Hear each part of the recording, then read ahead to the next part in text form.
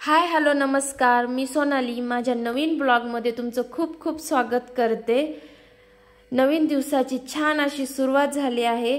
आज होता संडे म्हणजे सुट्टीचा दिवस। आज यांना पण सुट्टी होती म्हणून म्हणलं कुठेतरी बाहेर जाऊ।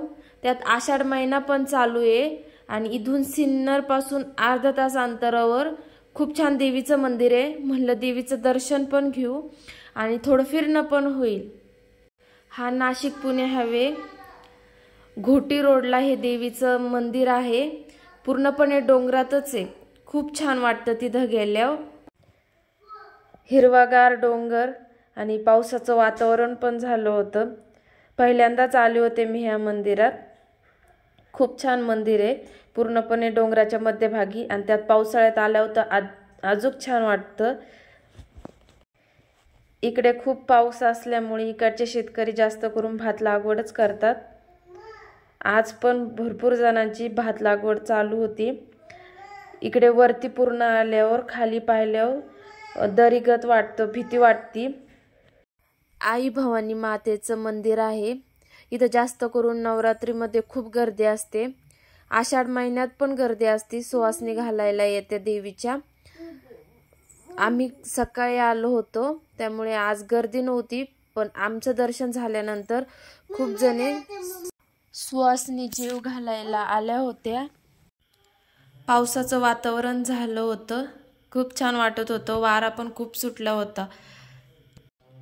पूर्णपणे डोंगराच्या मध्यभागी हे मंदिर आहे। सगळ्यात शेवटला देवीचं मंदिर आहे। खाली मोठा हॉल आहे सुवासिनी जेव घालायला। आषाढ महिना असल्यामुळे देवीच्या सुवासिनी जेव घालायला खूप जणी आल्या होत्या। नैवेद्य पण खूप घेऊन येत होते। मी पहिल्यांदा ह्या मंदिरात आले, खूप छान वाटलं। खूप उंच टेकडीवर हे मंदिर आहे। शंभू पण पायऱ्या चढून जात होता, त्याने पण खूप एन्जॉय केले। जास्त करून नवरात्रीमध्ये ह्या मंदिरात खूप गर्दी असती। दोन्ही साइडनी सुद्धा ओपन असतं, दोन्ही साइडनी पण जागा असती जायला यायला। पण ह्या वेळेस एका साइडनीच होतं, दुसऱ्या साइडनी बंद होता। छान असं दर्शन झालं, खूप छान वाटलं। आई भवानी मातेचं मंदिर आहे।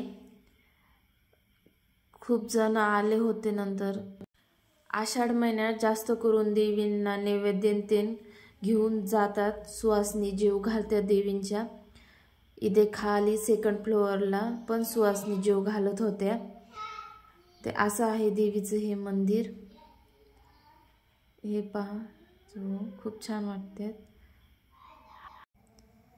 पूर्णपणे डोंगरात देवी टेकडीवर वरून पाहिल्यावर खूप छान वाटत होतं। खाली खूप असे मोर पण ओरडत होते आणि शंभू नमस्ते करत होता, सर्वांना नमस्ते करत होता। हाय नमस्ते। आणि खाली मोर ओरडत होते तर मोर दाखव करत होता, पण ते दिसत नव्हते एवढे। आणि पाणी पण दाखवत होता, त्याला खूप छान वाटत होतं, नवीनच वाटत होतं काही।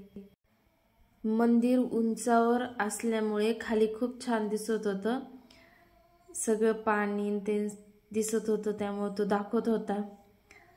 तर मग दर्शन झालं, थोड्या वेळ बसलो। शंभूला भूक लागली होती, थोडं खाऊ घातलं त्याला।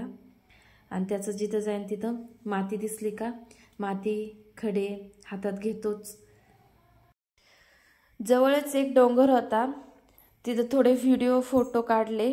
मग नंतर पावसाचं खूप वातावरण झालं होतं, त्यामुळे पटकन घरी जायला निघालो। तरी पण रस्त्यात आम्हाला थोडा पाऊस लागला।